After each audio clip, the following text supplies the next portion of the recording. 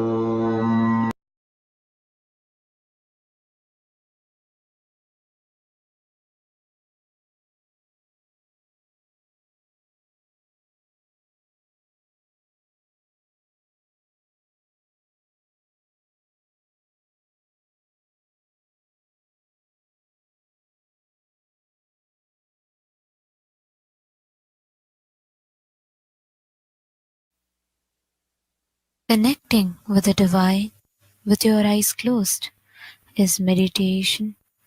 Connecting with the divine with your eyes open is darshan.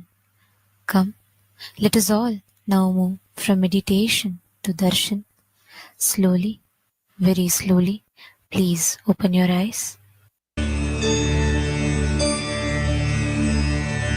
அருமருந்தே அண்ணாமலையோனே ஆனந்த நித்யனே அகழுருள் மாய்ப்பவனே சிறிதே சிந்தை இறங்கி கருதும் எக்கணத்திலும் M கண்முன்னே நீயாடிவா அழகு திருநடமிடும் எங்கள் அம்மையப்பனே பழகு தமிழில் உன்னை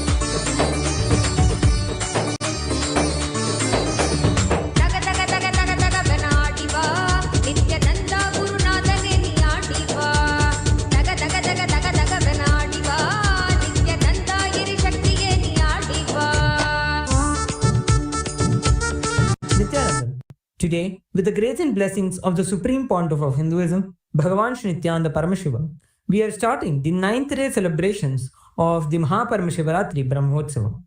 The deities of Paramashiva, Paramashiva Shakti, Ganesha, Subramanya, Chandikeshwara, and the Supreme Pontiff of Hinduism, Bhagavan Shri Nithyananda Paramashiva, are gracing now in Sarvalankara, the grandest decoration in the Utsava Mandapam in Kailasa's temples around the world.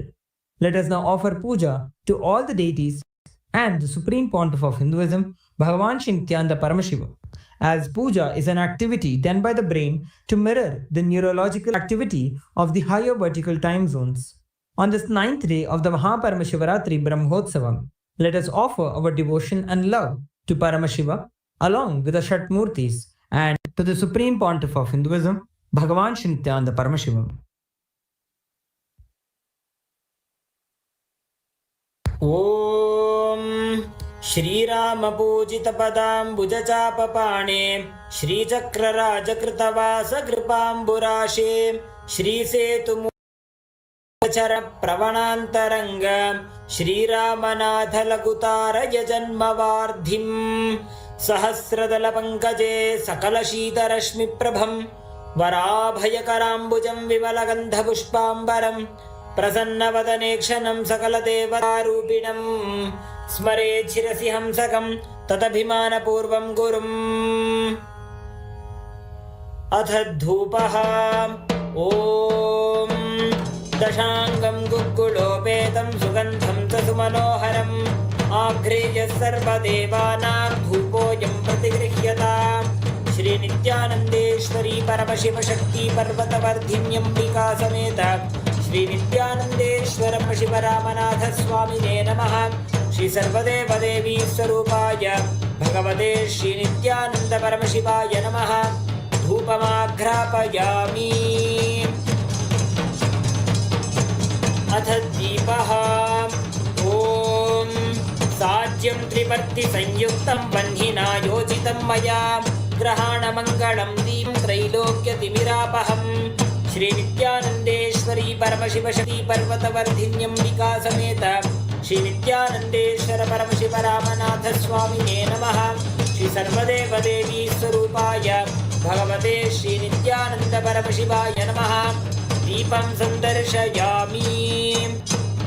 अथ नैवेद्यम् ॐ अमृते अमृतोद्भवे भवे अमृतवर्षिणीं अमृतं श्रावय श्रावय स्वाहा श्री नित्यानंदेश्वरी परमशिवशक्ति पर्वतवर्धिन्यम्बिका समेत श्री नित्यानंदेश्वर परमशिव रामनाथ स्वामिने नमः श्री सर्वदेवदेवी स्वरूपाय नित्यानंद परमशिवाय नमः नैवेद्यं निवेदयामि नैवेद्यानन्तरमाचमनं समर्पयामि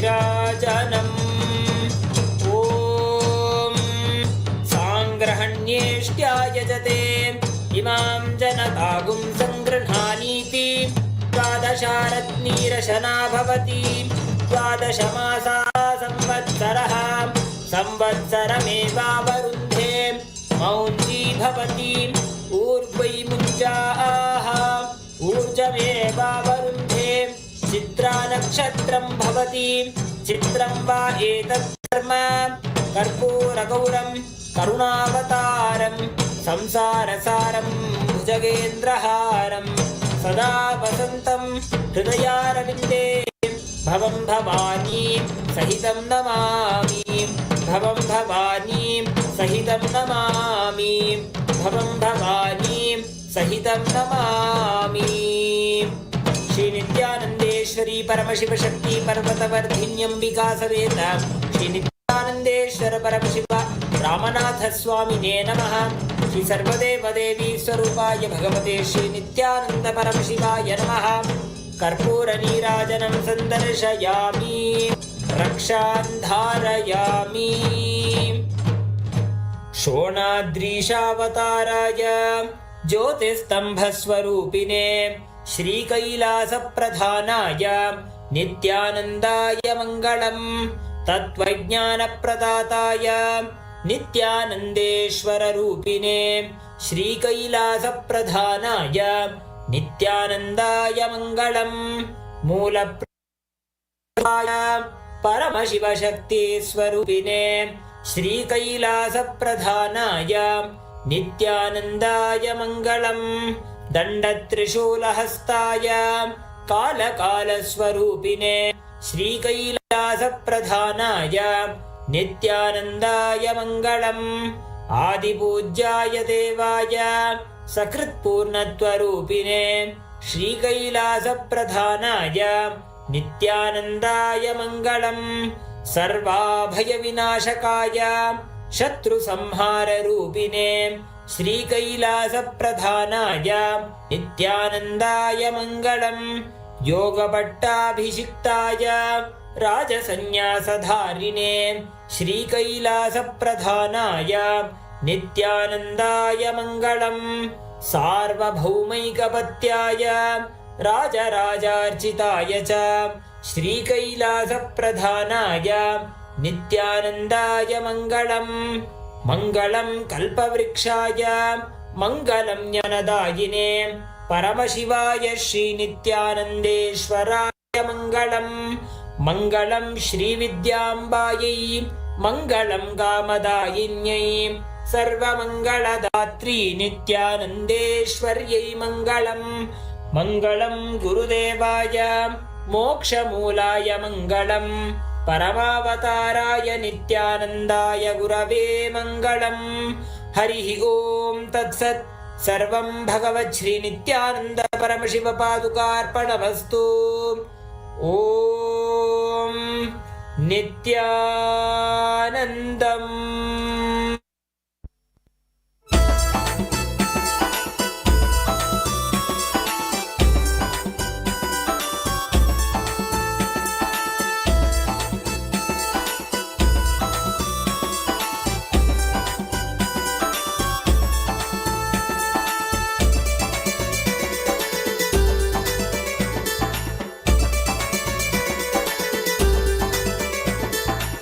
ಬನ್ನೀರೋ ಬನ್ನೀರೋ ನೋಡಿ ಬನ್ನೀರೋ ನಿತ್ಯನ ಮಹಿಮೆಯನ್ನು ನೋಡಿ ಬನ್ನೀರೋ ಬನ್ನೀರೋ ಬನ್ನೀರೋ ನೋಡಿ ಬನ್ನೀರೋ ನಿತ್ಯನ ಮಹಿಮೆಯನ್ನು ನೋಡಿ ಬನ್ನೀರೋ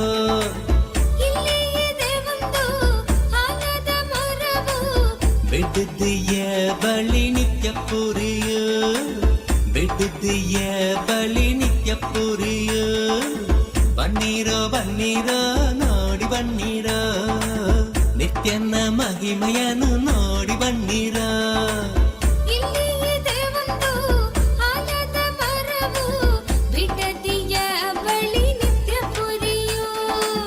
ಬಿಟ್ಟಿದ್ದೀಯ ಬಳಿ ನಿತ್ಯ ಪುರಿಯೋ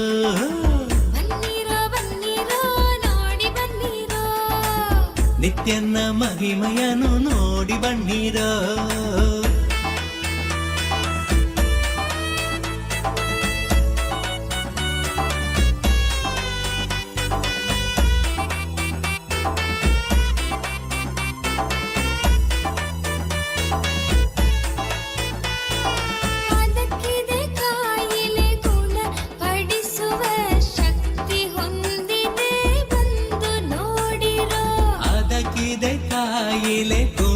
ಪಡಿಸುವ ಶಕ್ತಿ ಹೊಂದಿದೆ ಬಂದು ನೋಡಿರೋ ಬನ್ನೀರೋ ಬನ್ನೀರೋ ನೋಡಿ ಬನ್ನೀರೋ ನಿತ್ಯನ ಮಹಿಮೆಯನ್ನು ನೋಡಿ ಬನ್ನೀರೋ ಬನ್ನೀರೋ ಬನ್ನೀರೋ ನೋಡಿ ಬನ್ನೀರೋ ನಿತ್ಯನ ಮಹಿಮೆಯನ್ನು ನೋಡಿ ಬನ್ನೀರೋ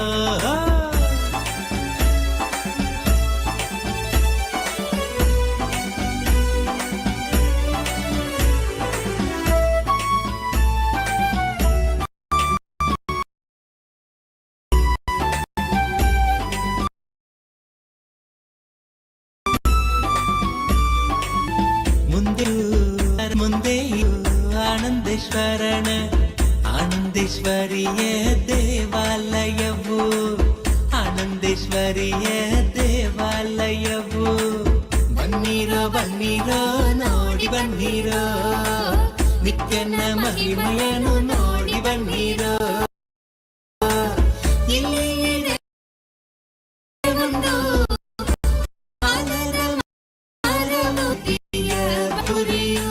ಓಂ ನಿತ್ಯಾನಂದೇಶ್ವರ ಪರಮಶಿವ ಸಮಾರಂಭಾಂ ನಿತ್ಯಾನಂದೇಶ್ವರಿ ಪರಮಶಕ್ತಿ ಮಧ್ಯಮಾಂ ಅಸ್ಮದಾಚಾರ್ಯ ಪರ್ಯಂತಾಂ ವಂದೇ ಗುರು ಪರಂಪರಾಂ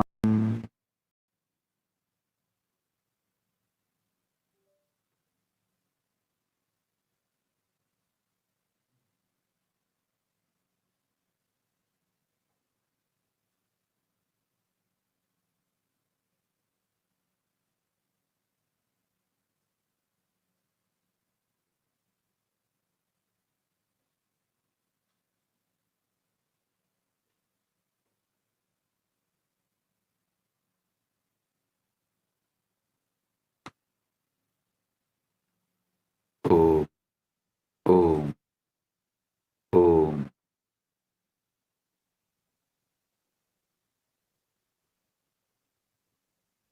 As the ultimate manifestation of Paramashiva,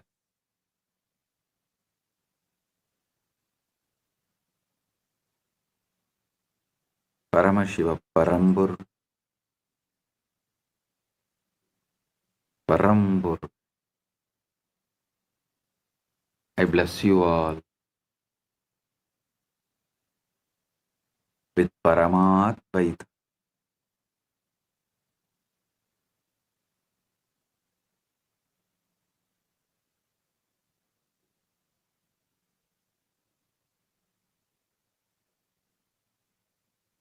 Today Paramashivaratri, Brahmotsavam, 9th day,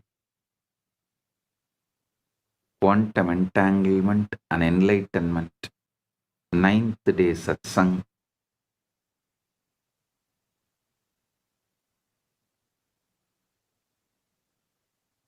Paramashiva's direct message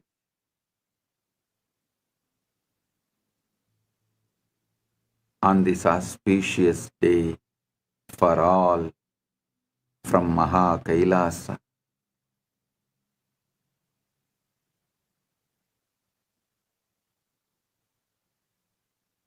witnessing the witness, being conscious of consciousness, observing the observer is the greatest manifestation technique you can do. See, there are many levels of manifestation techniques where you assume you have already achieved, you are having what you want, whatever you want to manifest. Living at the end means completed, completion. You visualize it, feel it, experience it, assume it, live it. Then naturally reality follows you. This is one method. But this witnessing the witness, being conscious of consciousness, observing the observer, literally puts your inner dialogue, emotional baseline, energetic posture right now to the ultimate. You are tuned, attuned, aligned to the Parama Shiva right now.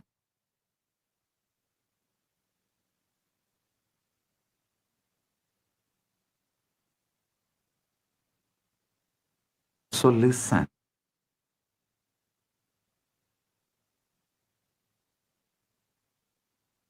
Three important steps in all Vedantic Sampradayas. Usually, people mistake only Advaita into Vedanta. No. Vedanta as at least 1,000 living Sampradayas. From my calculation, seeing the history, analyzing various Hindu scriptures, I feel at least 10,000 Sampradayas of Vedanta, means 10,000 branches of Vedanta, did exist at one point of time.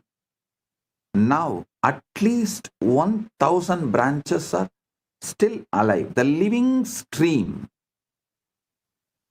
of 1,000 branches of Vedanta is still alive, exists.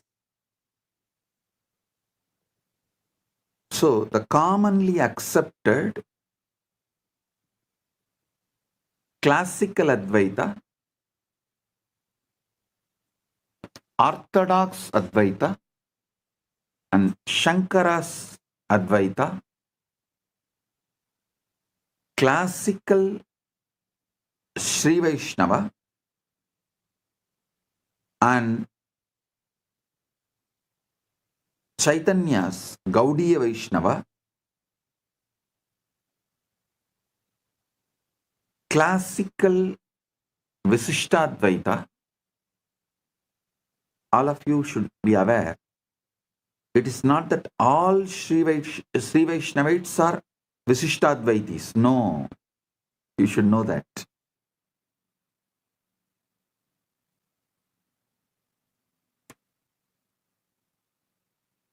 There are Advaita Sampradayas having Vishnu as the center. Unfortunately, they are not loud or well known. So, we mistake that all Vaishnava Sampradayas are Visishtadvaitis. No.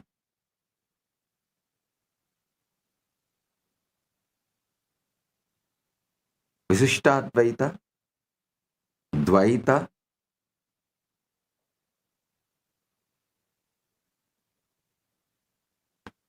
Sri Vaishnava, and Gaudiya Vaishnava, classical Saiva Siddhanta. Understand? Classical Saiva Siddhanta means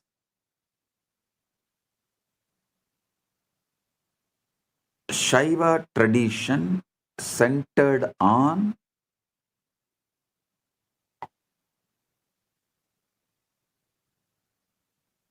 Prasthanatraya, using the Agama and Upanishad slokas, Veda and Agama, quoting Veda and Agama, establishing Shiva Paratvam through the Prasthanatraya Bhashya, which is done by Srikanta Shivacharya. So that his words, his work is classical Shaiva tradition. We can call it classical Saiva Siddhanta tradition.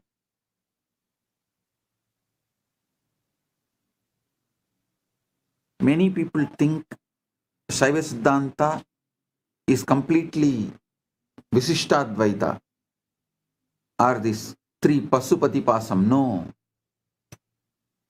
The classical Saiva Siddhanta established by Srikanta Shivacharya is actually even called as Shiva Advaita. Shivadvaita. So understand,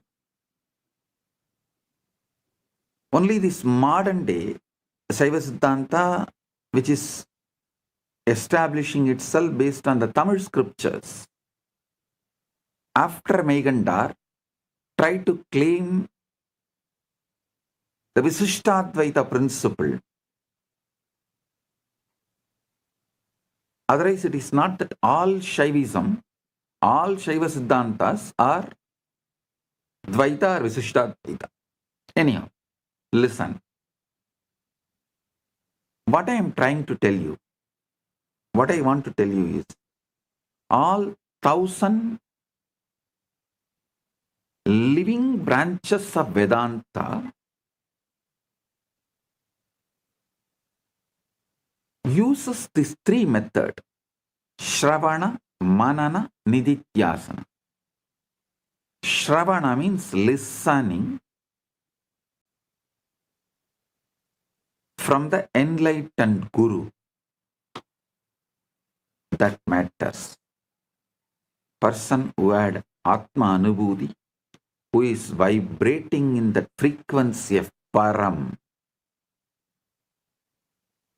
listening from the Guru, who is enlightened. Second, Manana means assuming it, filling your mind with it. The truth you heard should take over your mind. That is Manana. That should vibrate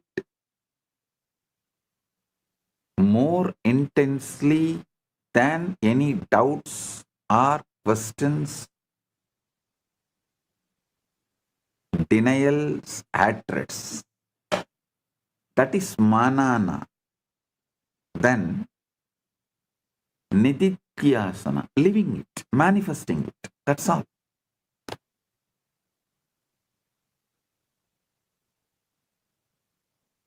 So I'm telling you, in all these three levels, and inside you, inner dialogue, emotional baseline, energetic posture, all that three level, witnessing the witness, Sakshi to the Sakshi, observing the observer, is the best method. Because when you start observing the observer, your original state of Param just wakes up.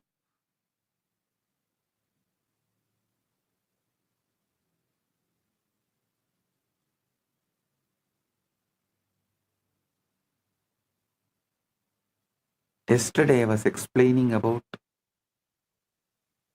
Chidakasha, the field of consciousness, the cosmic zero-point field that holds all possibilities, the infinite ocean from which all waves arise and into which all waves dissolve.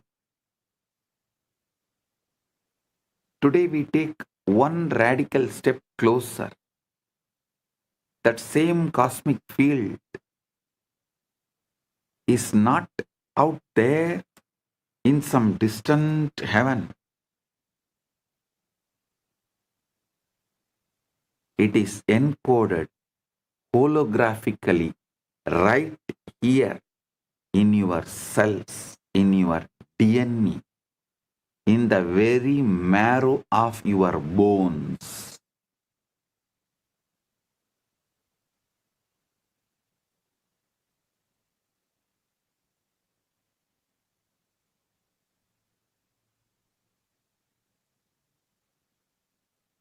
I'm repeating.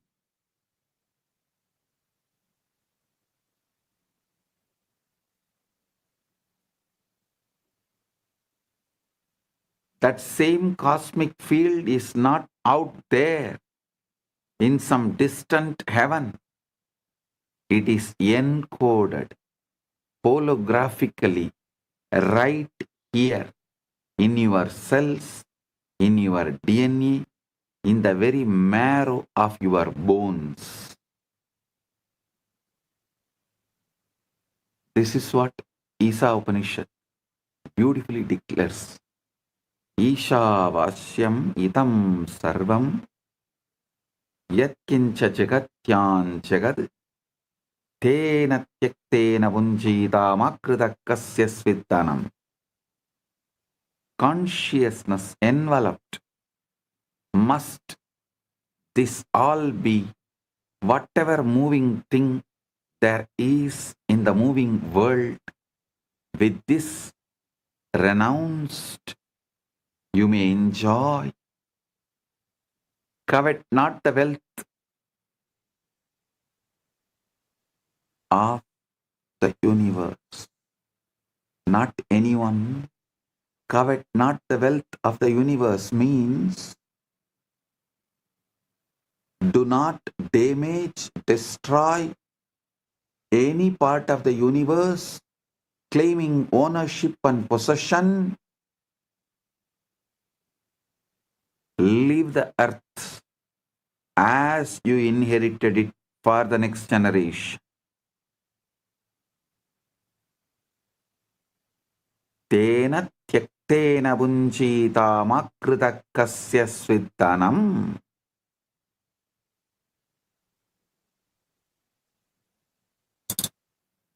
Those who do not destroy the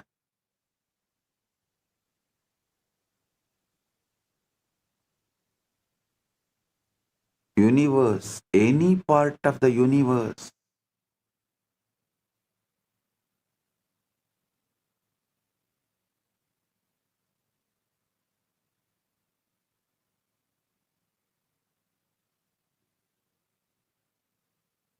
live life.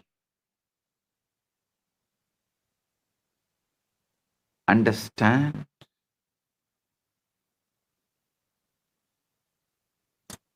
This verse tells us everything, absolutely everything is pervaded by consciousness, by Isha, by Paramashiva, by Brahman.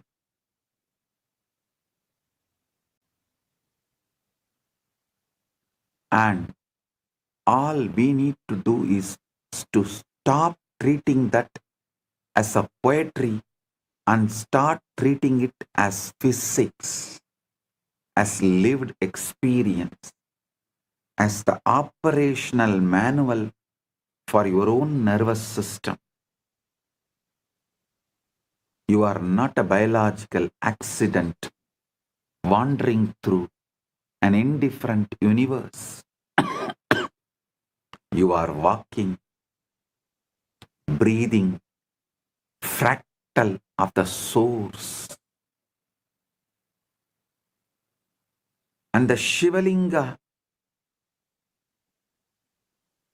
is the sacred technology, the yantra, the interface, the wormhole architecture that collapses the distance between your localized awareness and the infinite field from which you arose. Understand? I am repeating. You are not a biological accident wandering through an indifferent universe. You are a walking, breathing fractal of the universe. And Shivalinga is the sacred technology.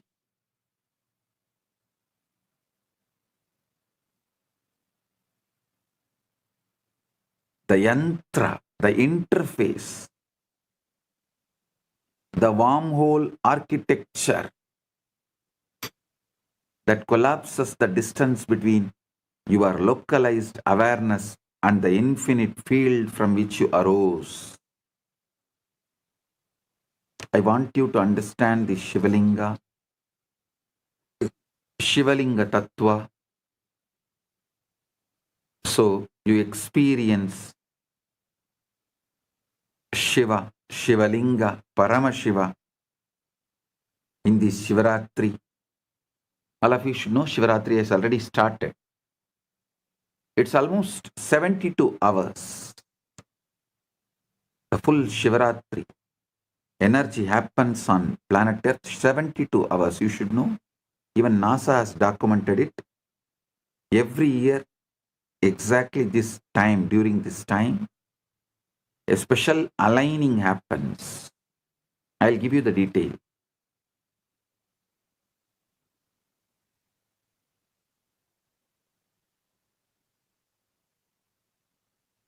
So I'll explain step by step the deeper truths. The most important truth you should know: you do not exist.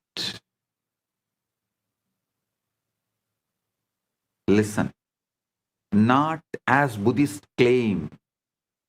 I tell you, I have high respect, regard for Buddha, no doubt. I'm not disrespecting Buddha and Buddhism. But unfortunately, Buddha and Buddhism explored only 1% of what Paramashiva revealed, what Sanatana Hindu Dharma revealed. That is why in India, the land of Saraswati, knowledge, Buddhism could not survive as a separate religion. It exists. It exists. In all Vishnu temples, we have Buddha deity as one of the incarnation of Vishnu. See, Sanatana Hindu Dharma is ready to recognize Buddha as one of the incarnation, give the place to the level of incarnation, but not to the level of founder of religion and Sanatana Hindu Dharma itself.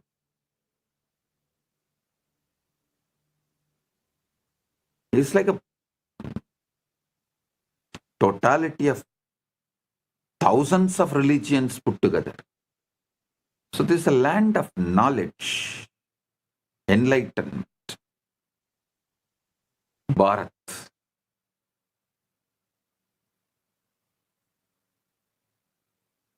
What Paramashiva revealed, less than 1% only Buddha and Buddhism explored.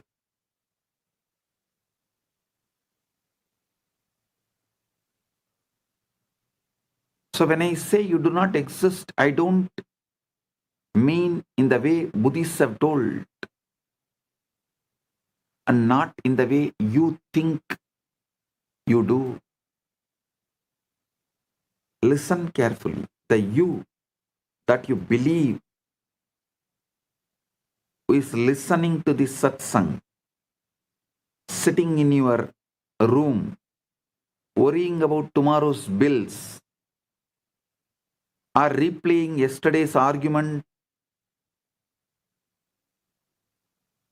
that you is fiction. A very convincing hologram projected onto the screen of awareness. The core problem is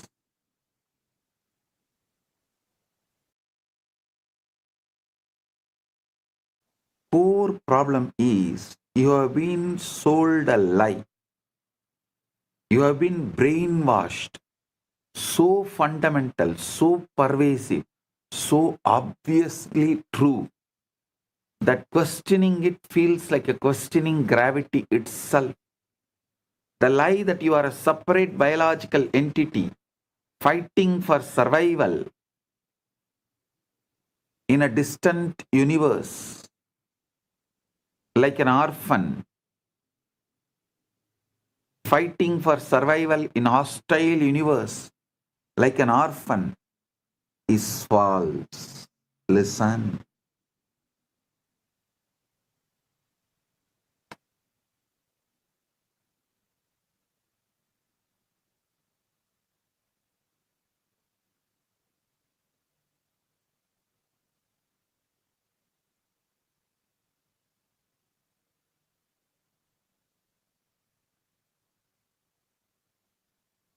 Just if you hold your breath, you can shake even Yama. Arey, what Yama? If you hold your awareness, you can simply make Paramashiva manifest, and you should know when you are doing tapas with Shraddha, all gods, the higher beings, including Shiva, has to manifest. Because you are not separate from this whole field. Listen.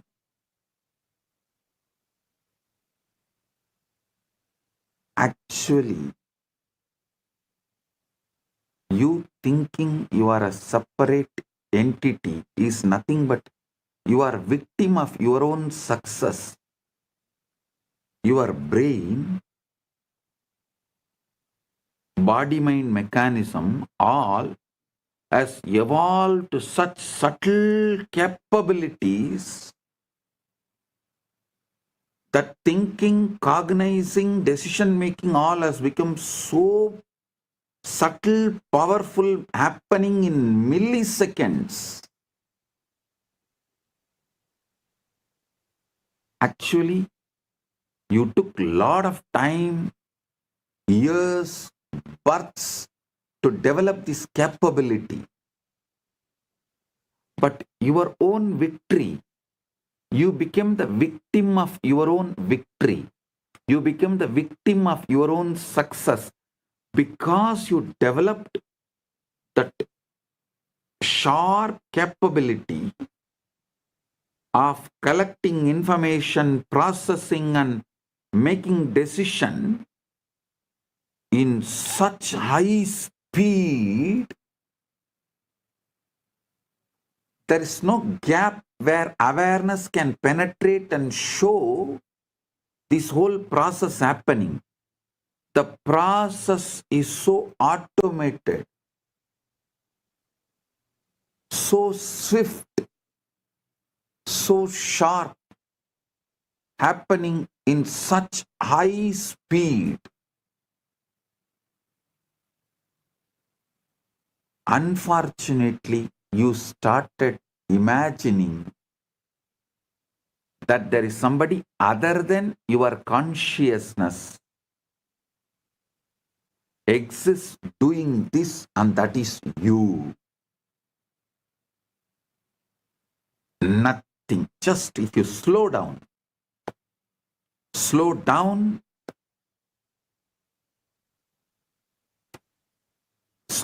the process of receiving information through the eyes and processing and recognizing them, understanding them.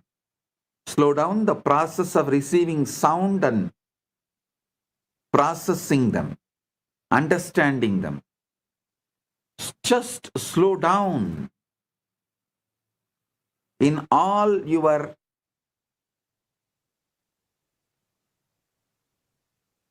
internal, external activities, jnanendriya and karmendriya activities. You just slow down your internal, external activities, suddenly you will realize, hey, there is no single person, there is no separate identity.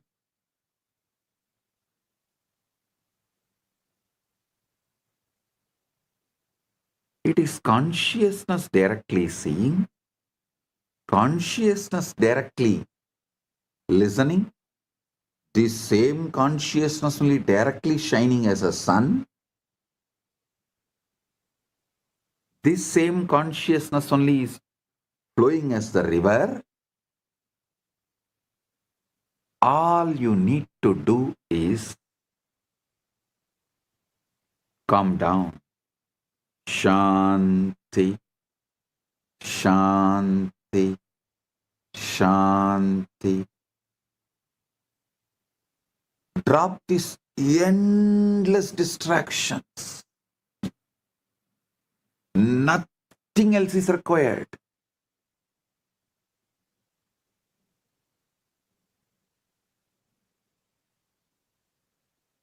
Nothing else is required.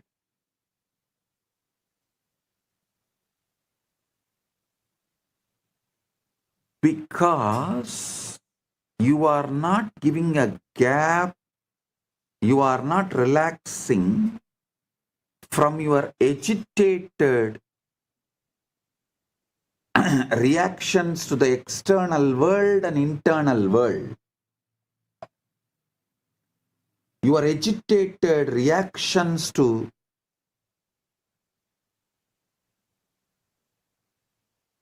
what is seen and what is triggered.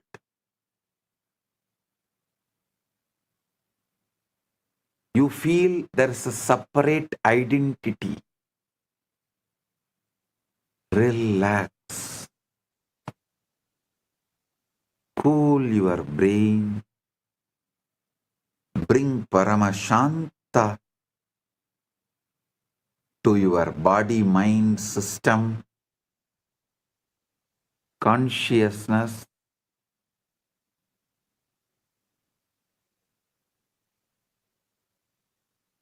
Nowhere to go, nothing to achieve.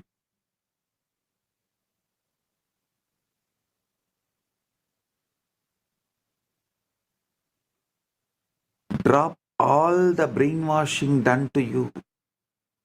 From the moment you entered the school, you were taught that life is a competitive struggle, survival of the fittest, natural selection, gene pools battling for reproductive advantage, organisms clawing their way up the evolutionary ladder through violence, cunning, and superior adaptation. You learned that you are essentially a sophisticated animal, a hairless ape with an enlarged brain whose primary drives are to survive, reproduce, accumulate resources, and defeat rivals who threaten your genetic success. Your body has this quality. Your body has evolved from this background, no doubt. Your past is from this background, no doubt. But something else has happened before you become human being. So it is not that evolution It is something descending. These two met. So you have something which descended, which evolved, plus which descended. If you are functioning out of which evolved from the past, you will live and die as that level. Hairless app, that's all.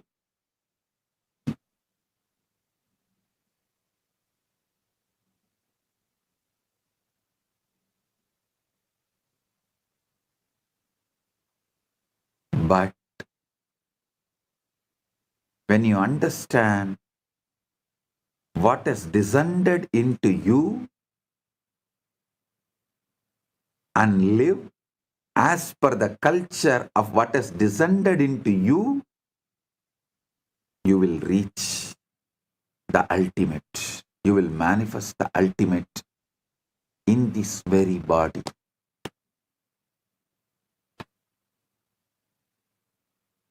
Listen, you are Chitjada Grandhi. As you learnt in the school that you are essentially a sophisticated animal, a hairless ape with an enlarged brain whose primary drives are to survive, reproduce, accumulate resources, and defeat rivals who threaten your genetic success. This story seems so scientifically solid, so backed by evidence, so intellectually respectable, that to question it feels like rejecting reason itself. But I am here to reveal the ultimate truth. This story, while not false, but is devastatingly incomplete.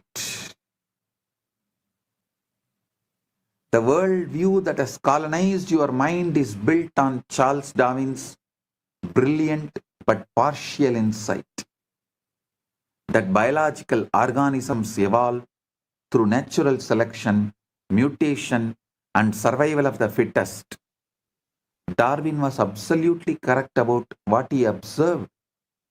Bodies do evolve, species do compete, the strong do survive, while the weak perish, and complex organisms did emerge from simpler ones over millions of years. I am not denying any of it. But here is where Western science made its catastrophic error. It took this biological model and declared it the fundamental truth of existence, the lens through which everything, economics, politics, psychology, relationship, even spirituality, is understood in the modern society. The result is a civilization built on scarcity, competition, and a fear. A world where humans treat each other like rival organisms, fighting over finite resources, where success means defeating others, and where cooperation is seen as weakness or naivety. Darwin described the costume, not the actor. Now, here is what Darwin and his followers missed entirely.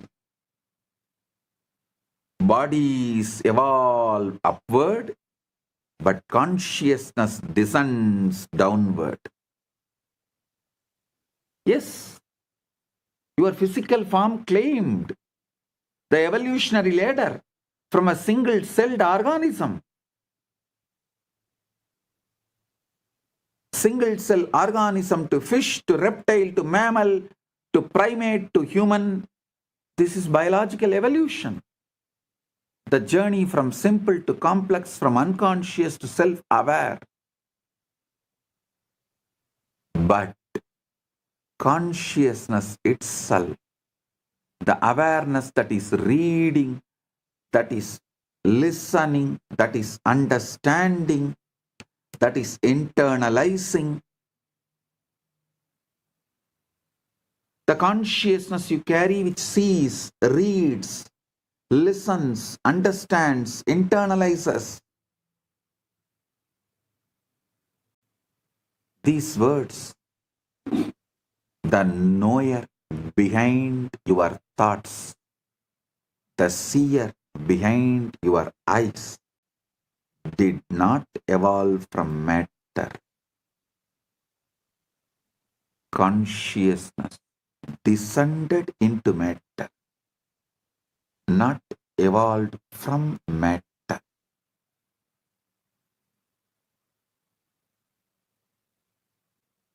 Consciousness descended into matter, like an actor putting on progressively denser costumes. Kathopanishad beautifully describes Nitya Anityanam Chetanaha Chetananam Ekaha Bahunam Yah Vidatadi Kaman Tam Atmastam Ye Anupashyanti Dhiraha Tesham Shanti Shaswati Na Itaresham. One eternal conscious principle among the many non-eternal, those wise ones who see that as the self attain lasting peace. You are not a body that evolved consciousness. You are a consciousness that descended into a body for the sake of experience.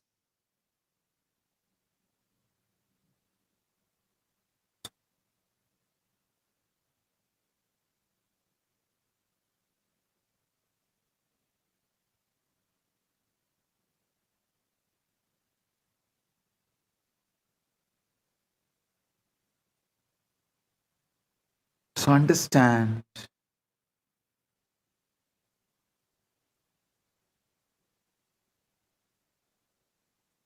one eternal conscious principle among the many non-eternal forms, those wise ones who see that as the self attain lasting peace.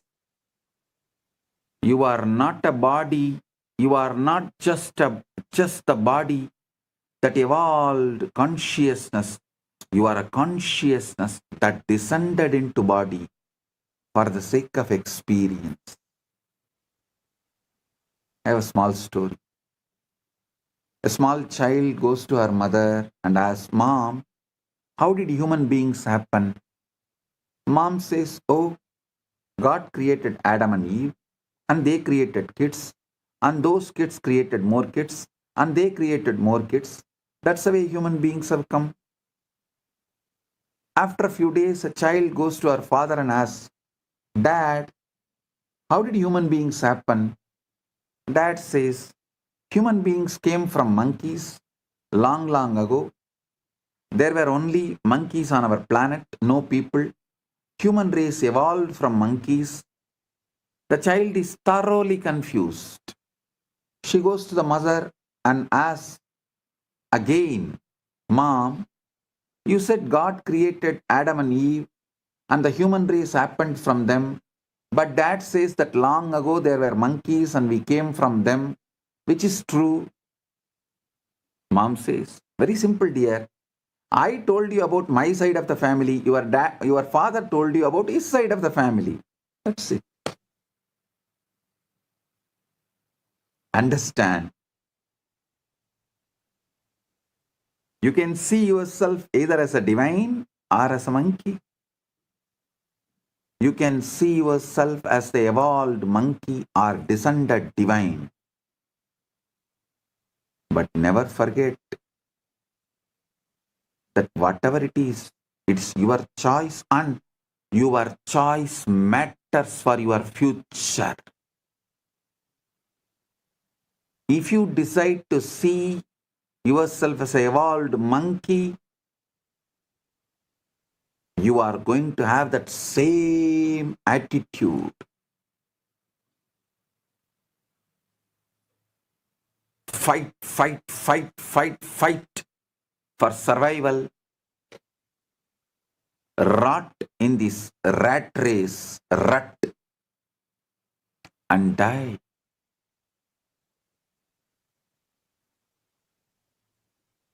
Stuck in this rat race, rut. Big problem in the rat race is even if you win, you are a rat.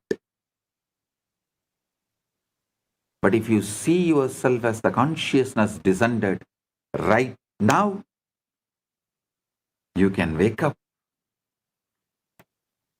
to your original state, ultimate state, Paramasatya, ultimate truth of you.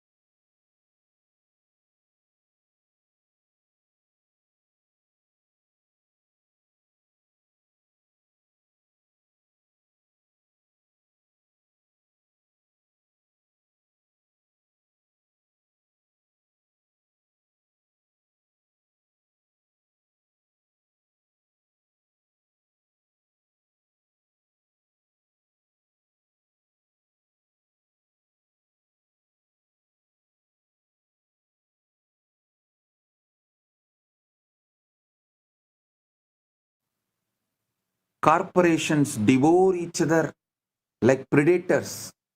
Nations wage war like a rival species. Individuals hoard resources like territorial animals. And even spiritual communities split into competing sects, each claiming to have the fittest path to salvation. We have turned existence into a gladiatorial arena. We have turned existence into gladiatorial arena where everyone is fighting everyone. Not realizing that when you defeat your opponent, you are literally defeating yourself, because at the deepest level, there is no other. Because humanity has accepted Darwin's incomplete story as the complete truth, we live like ocean waves competing with each other. One wave claiming, I am taller, so I will survive longer, while another boasts, I am faster, so I will reach the shore first. Completely oblivious to the fact that we are all the same ocean appearing as different forms. This is why our world is drowning in competition instead of cooperation, scarcity instead of abundance, fear instead of love. We have based our entire civilization on a biological half-truth and wondered why it produces hell instead of heaven. Because the fundamentals with which we are operating is the dharma of the hell, the law of the hell. Naturally, we end up creating hell. Then we wonder why we are creating hell.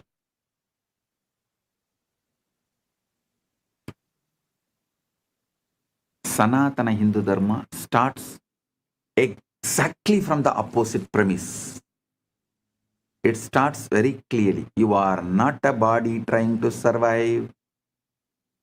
You are consciousness temporarily experiencing a body. The Kathopanishad declares beautifully, Najayate mriyate va vipaschit, na kutaschit na babuva kaschit, acho nityaha sasvatoyam purano, na hanyate hanyamane sarire. The self is neither born nor does it die. It did not come from anything, nor did anything come from it. It is unborn, eternal, everlasting, ancient. It is not slain when the body is slain.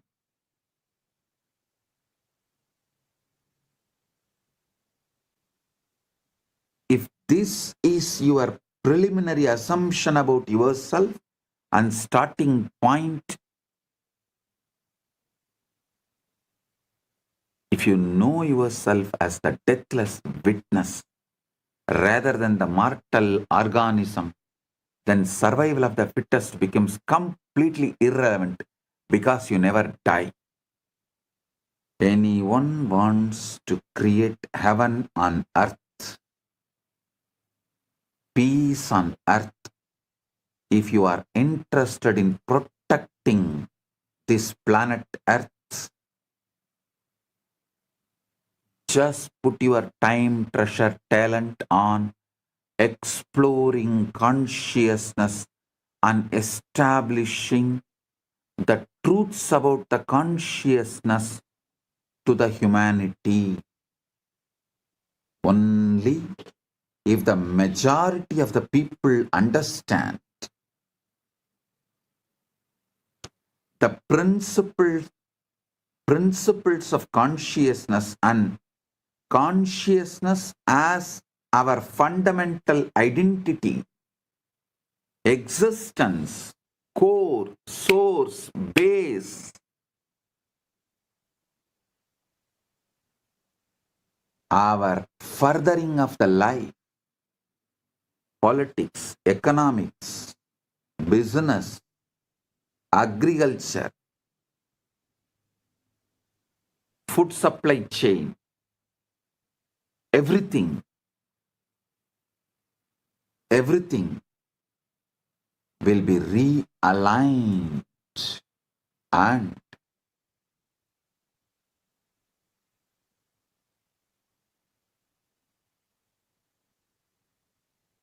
planet Earth can be saved.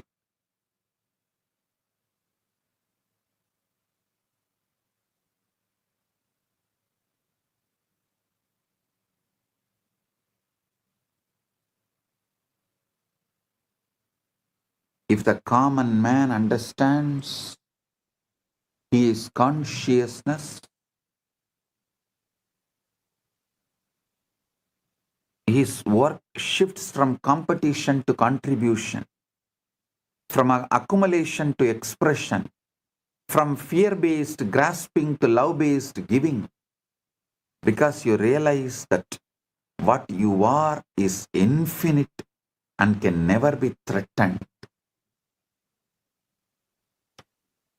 Chandogya Upanishad gives us the master key that unlocks this entire confusion.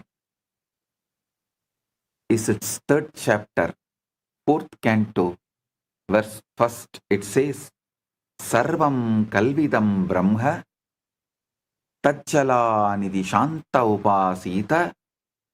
All this is indeed Brahman. It originates from Brahman, dissolves into Brahman, and breathes in Brahman. Therefore, one should contemplate with a calm mind. This is not religious poetry. This is the most precise description of reality ever formulated. Everything you see, including every separate body, is one consciousness appearing as many forms. The chair you are sitting on, the air you are breathing, the person next to you, the thought in your head, the body that evolved over millions of years, and the awareness that descended to animate that body, all of it is Brahman, consciousness, Paramashiva, you, your field. You are a holographic field of Paramashiva.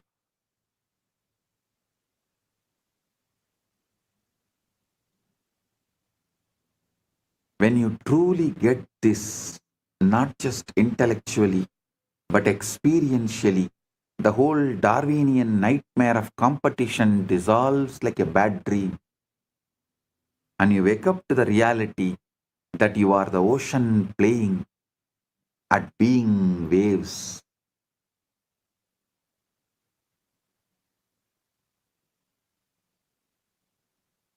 The conclusion that science is arriving to now,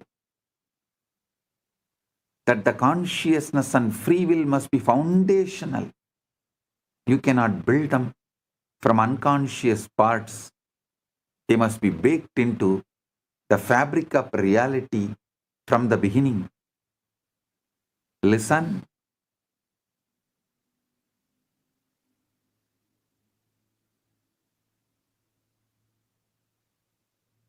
Now slowly science is arriving to the conclusion that consciousness and free will must be foundational.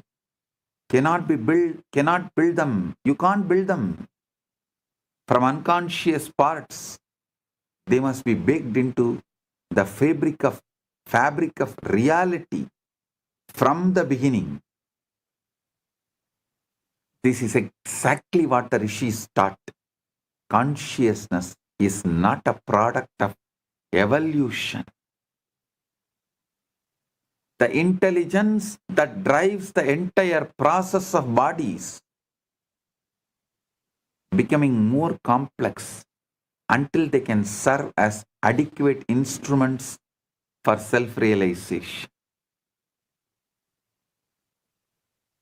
Yes, bodies do evolve through natural selection. That part of Darwin's story is accurate. But consciousness evolves through self-recognition, through awakening to which it has always been. The biological imperative says, survive and reproduce. The spiritual imperative says, wake up and realize and recognize what you are and who you are.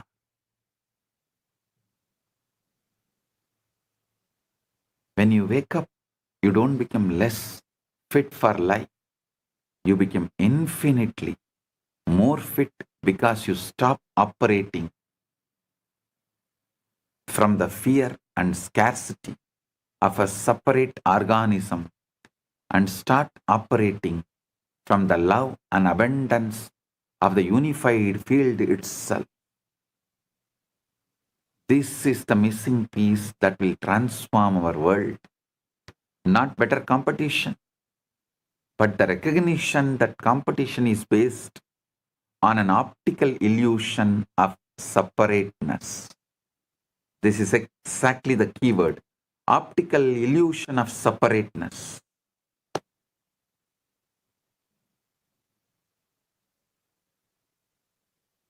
Tirumular says beautifully, மரத்தை மறைத்தது மாமத யானை, மரத்தில் மறைந்தது மாமத யானை. பரத்தை மறைத்தது பார் முதல் பூதம், பரத்தில் மறைந்தது பார் முதல் பூதம்.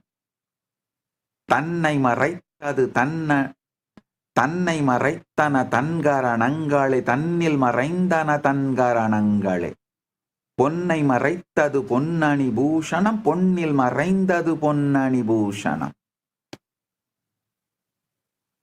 பொன்னை மறைத்தது பொன்னணி பூஷணம், பொன்னில் மறைந்தது பொன்னணி பூஷணம். தன்னை மறைத்தது தன்கரணங்களே, தன்னில் மறைந்தது தன்கரணங்களே. So listen.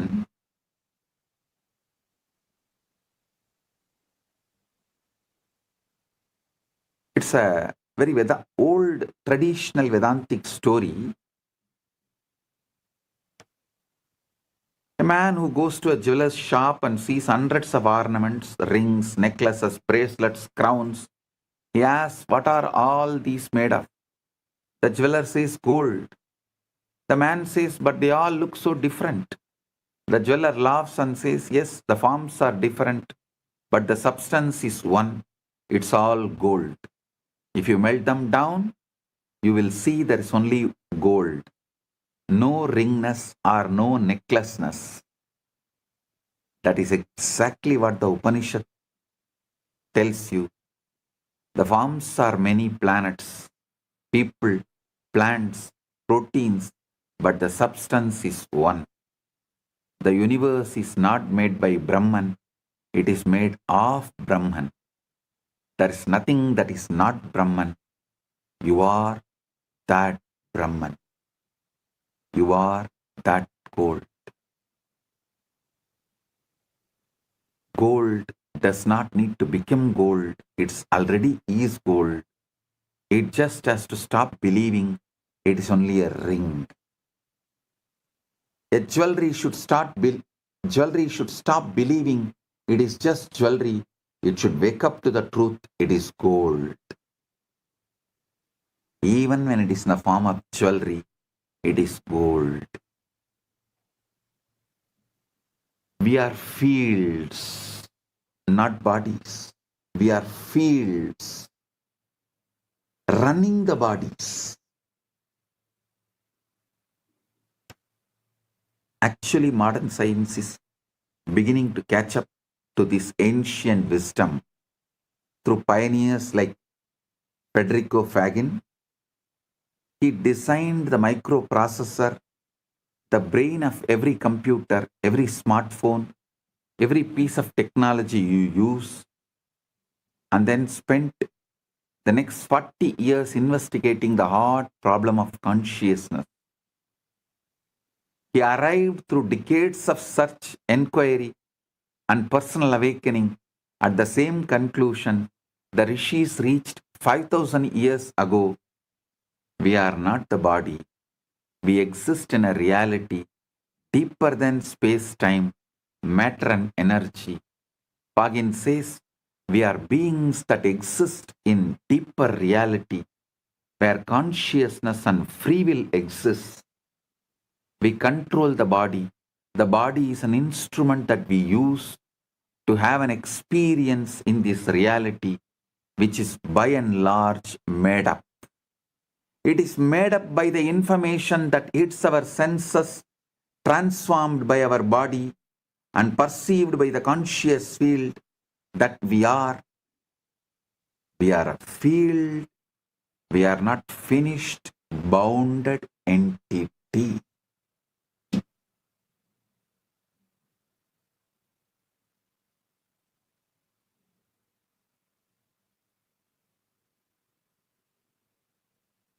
Ego is the problem, not the solution. Ego is the problem, not the solution. The portion of us that believes itself to be the body is the ego, and the ego believing itself to be the body behaves like a body, like the body.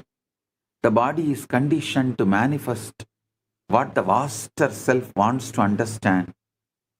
We are representatives in this reality of the vaster self that we are. This is the key. The ego is not evil.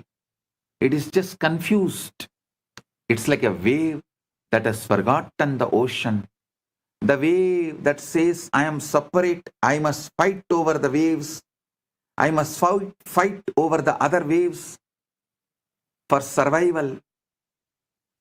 But if you could just get the wave to look down, it would see, oh, I am not separate from the ocean. I am the ocean playing at being a wave. Kathopanishad says, Paranchikani vyatrinat swayambhuhu tasmat parang pashyati Nantaratman kaschin dhiraha pratyagatmanam aichakshat avrita chakshuhu amritatvam ichan. Kathopanishad warns about this confusion. The self-existence one pierced the openings. The self-existent one pierced the opening of senses outward. Therefore, one looks outward, not within, but a rare, wise person desiring immortality turns their gaze inwards and sees the inner self.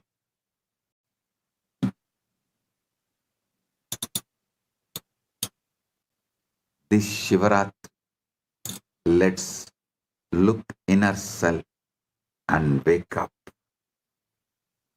Get ready for Shivaratri, because already the Shivaratri started.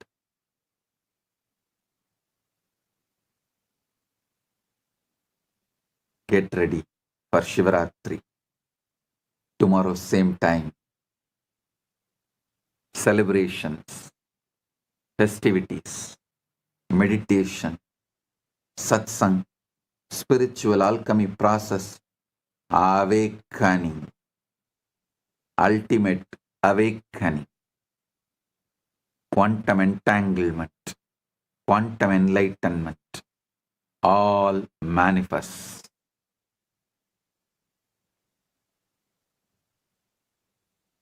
Eastern time, it starts.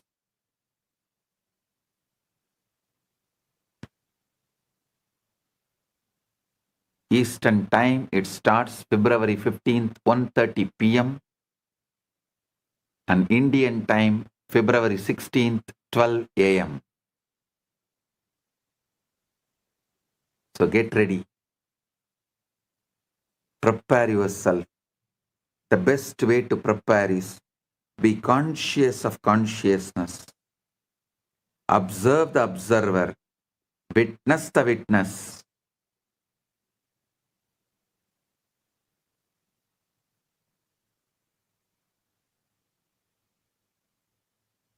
Be Sakshi to the Sakshi.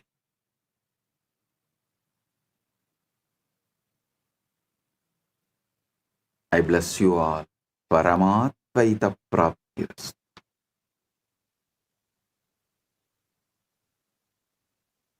Blessings.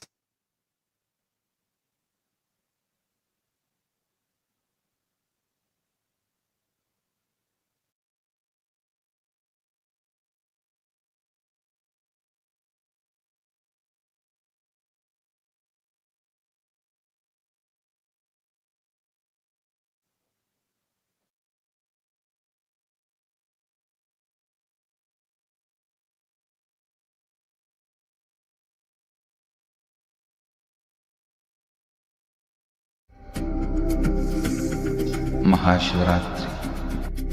It's an important time when timelessness enters into time.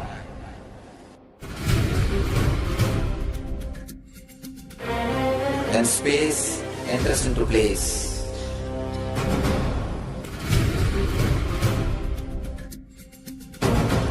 When Brahmanda enters into Pindanda. The whole nature is supporting you now.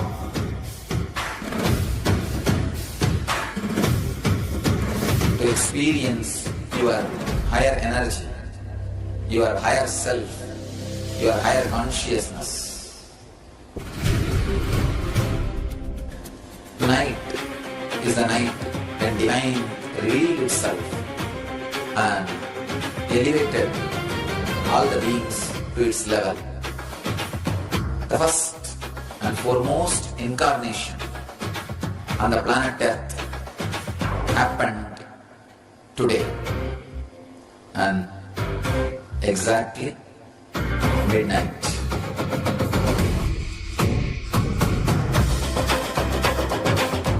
Mahashivratri. It's a great opportunity for all of you to raise yourself to the higher consciousness. Let this night awaken all of you.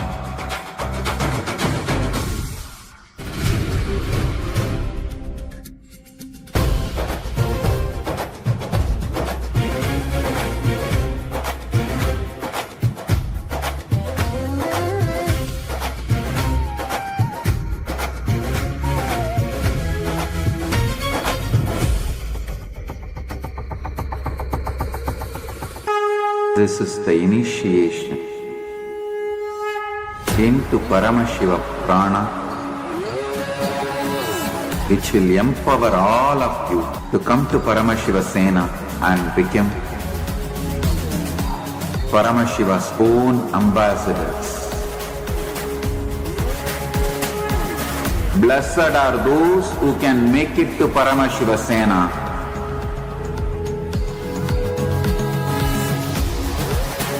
Losers are those who stick to your ego and your mind, your confusions and your delusions. I am opening doors for all of you to come and experience Paramashiva Sena. Now it is left to you to say yes to Paramashiva.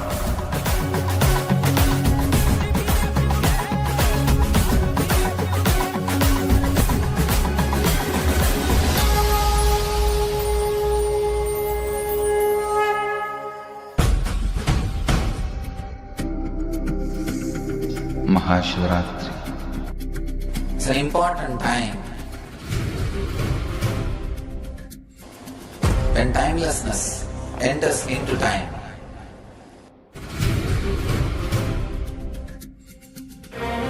When space enters into place.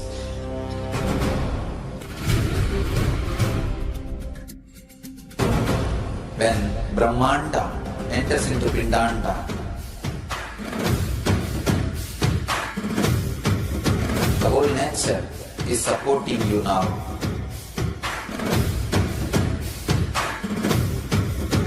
To experience your higher energy, your higher self, your higher consciousness. Tonight is the night when Divine revealed itself and elevated all the beings to its level. The first and foremost incarnation on the planet Earth happened today and exactly midnight.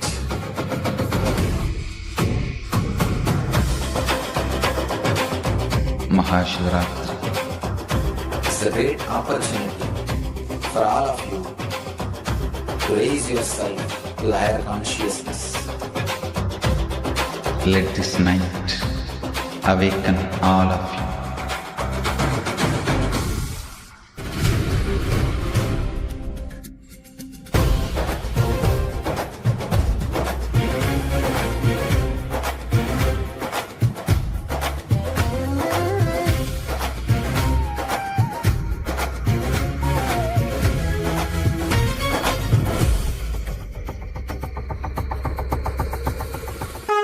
This is also to post your clicks, what clicked with you the most? What was your most powerful cognition from today's satsang? The whole illusion, optical illusion of separateness, how we are the Brahman. And the very concept of evolution, like Swamiji put that missing piece in the jigsaw puzzle. Ma Nirmala Guru Sevika's posted, it's our choice and it matters, monkey or human evolution. Versus consciousness descending. Loved the joke. Yes, ma. And Ma Mahabhapriya's posted that the truth is very simple, but human mind complicates it. You are a holographic field of Paramashiva. That's what Ma Lalataksha clicked with. True. Mahasati Surupaya's posted, true, not a monkey that evolved into human. You are consciousness descended. Yes. And like Swami said, have the choice what we want to choose. We can choose to live as God, or we can choose to live just as an evolved monkey. Ma Devarupa is Kala Kala there. She should sit and listen to the satsang. See, actually, all this, yesterday Swami revealed about cosmology, the physics. Today Swami revealed even deeper. This is the basis with which she should learn this. Then go and open the book. She'll realize how everything is so silly. Then she'll be able to grasp it all easily. The whole Charles Darwin's evolution concept, how Swamiji just debunked where world is stuck at, and he gave a breakthrough to it. Right? It is just too good. Kala Kala, I see you. You should also sit and listen. Kala Kala, start writing thesis on what Swamiji has revealed. Every satsang, sit with AI, go deeper into it. You will develop extraordinary intelligence. So the book in front of you will never be complicated for you. You will just see the shallowness of it. So it'll be like a child's play. You'll be able to grasp it. You should spend some time, every satsang take and start developing a thesis on it. Start studying it deeper. You put your understandings to AI. Work with AI. Talk to AI. Say this is what you understood from satsang and map what all you understood, because Swamiji's revealed something very deep. And you should develop on this. You will start manifesting amazing intelligence. I was just looking for you in the satsang. I saw Ma Devarupa and all, even Kartikeya was just sitting and listening. So that was very nice.